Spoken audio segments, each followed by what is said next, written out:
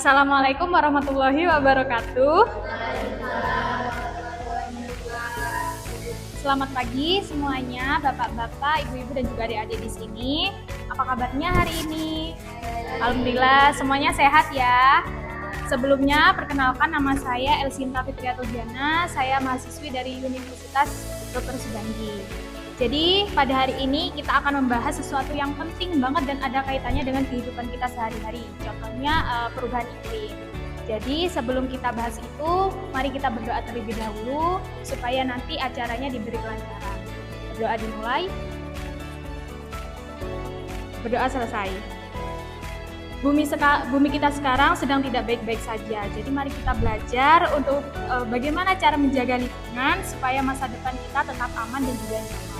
Sebelumnya bapak-bapak, ibu-ibu dan juga adik-adik di sini bisa membayangkan kalau bumi kita tuh lagi demam, lagi suhunya lagi tinggi banget. Jadi cuacanya sering aneh. Kadang biasanya sekarang kemarau, panas, nanti bisa hujan seperti itu. Nah, ini semua terjadi karena ulah kita sendiri.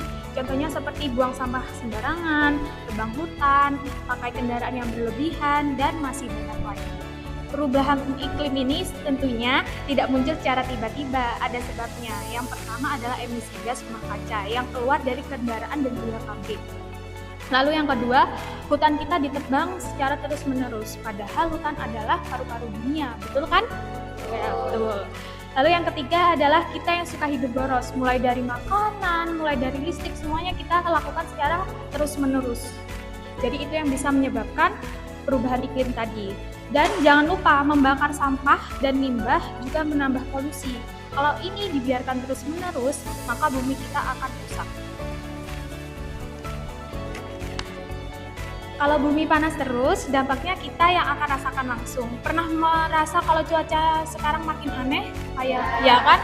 Yang tiba-tiba panas, tiba-tiba hujan. Nah, itu namanya cuaca ekstrim. Dan cuaca ekstrim ini akan menyebabkan petani gagal panen, kekeringan, dan munculnya wabah-wabah penyakit yang baru. Seperti itu.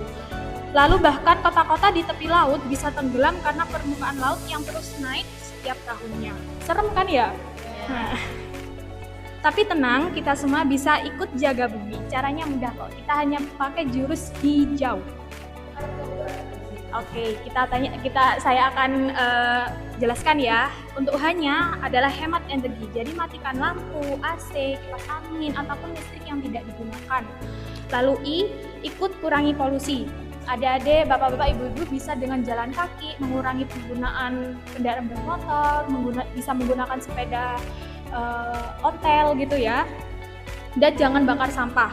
Lalu J-nya adalah jaga alam, seperti bisa melakukan tanam pohon, reboisasi, dan juga jangan buang sampah sembarangan. Lalu yang A adalah atur konsumsi, beli secukupnya dan gunakan secukupnya. Mulai dari jangan boros kepada makanan dan juga listrik. Lalu U, ubah pola pikir, cintai lingkungan mulai dari diri sendiri. Seperti itu.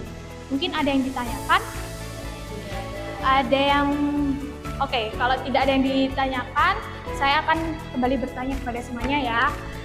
Tadi saya menyebutkan bahwa perubahan iklim ini tidak muncul secara tiba-tiba, ada penyebabnya. Nah, bisa disebutkan apa saja penyebabnya?